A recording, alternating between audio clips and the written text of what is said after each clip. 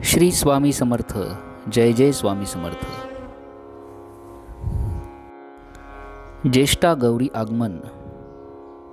भाद्रपद शुद्ध अष्टमीला गौरीने असुरांचा संहार केला म्हणून अखंड सौभाग्यासाठी स्त्रिया ज्येष्ठा गौरी पूजन हे व्रत करतात.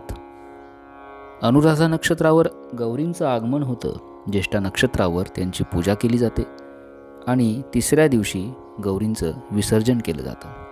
तर या वर्षीचा गौरी आगमनाचा, पूजनाचा आणि विसर्जनाचा मुहूर्त कोणता, त्याचप्रमाणे गौरींचं आगमन कसं करावं, गौरी घरामध्ये कशा आणाव्यात, याची संपूर्ण माहिती आजच्या व्हिडिओमध्ये आपण बघणार आहोत.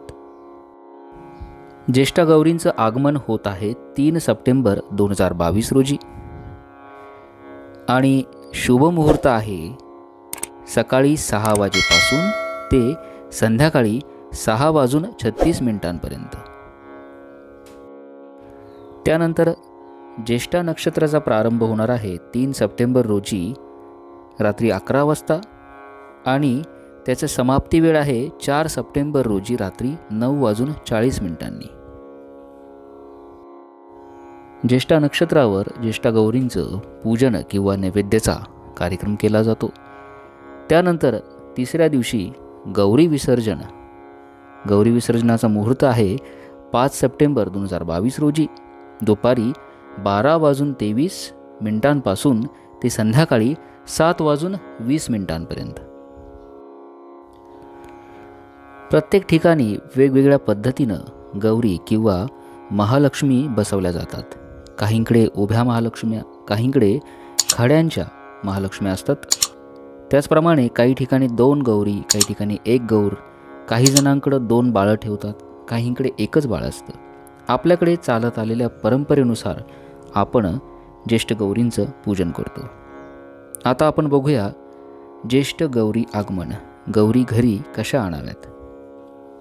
गौरी घरात आणताना त्यांचे जे मुखवटे आहेत ते स्वच्छ करून उजळून घेतलेले असावेत. ते छानपैकी एका तामणामध्ये किंवा स्वच्छ ताटामध्ये घ्यावेत. त्यामध्ये हळद, कुंकू, अक्षता ठेवावेत. गौरींच्या डोक्यावर नवीन वस्त्र घालावे. तुळशीपासून ते देवघरापर्यंत आपल्या घराच्या अंगणात प्रवेशद्वारापासून ते संपूर्ण घरामध्ये प्रत्येक खोलीमध्ये रांगोळीनं गौराईची पावले काढावीत.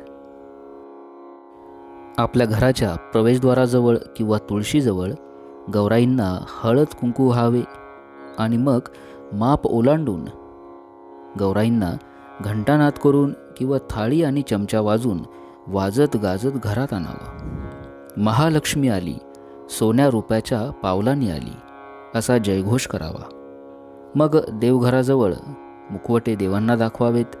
आपल्या घरात जर गणपती बसवत असेल तर गणपती बाप्पाला गौराईचे मुखवटे दाखवावे आणि मग घरात अंगणात ज्या ज्या ठिकाणी आपण रांगोळीने पावलं काढले आहेत त्या प्रत्येक पावलांवर गौराईंचं ताट ठेवून संपूर्ण घरात गौराईला घेऊन जावे आणि नंतर ज्या ठिकाणी आपल्याला गौराईंची प्रतिष्ठापना करायची आहे त्या ठिकाणी गौराईंना घेऊन जावं.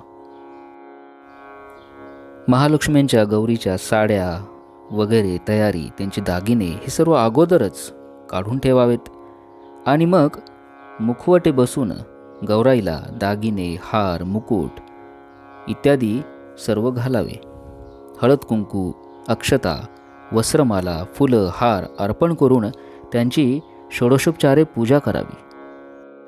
त्यांची तांदळानं, खणानं ओटी भरावी. सौभाग्यवान त्यांना अर्पण करावं. बाळांची पण षोडशोपचारे पूजा करावी. धूप दीप ओवाळून मग आरती करावी. आरत्यांमध्ये गणपती बाप्पाची आरती, दुर्गे दुर्गडभारी देवीची आरती आणि महालक्ष्मी मातेची आरती, अशा प्रकारे आरती करावी. ही झाली प्रातिनिधिक स्वरूपाची गौराई आगमनाची पूजा. प्रत्येक ठिकाणी आपल्या घरी वेगवेगळी पद्धत असते. तर आपल्या घरातील ज्येष्ठ मंडळींना विचारून आपली जशी परंपरा असेल त्या पद्धतीनं गौराईंचं स्वागत करा. हा अतिशय उत्साहाचा, मांगल्याचा असा सण असतो. तर महालक्ष्मी मातेची मनोभावे आपण सेवा करा. नक्कीच आपल्या जीवनात आपल्याला कुठल्याही गोष्टीची कमी पडणार नाही. श्री स्वामी समर्थ. जय जय स्वामी समर्थ.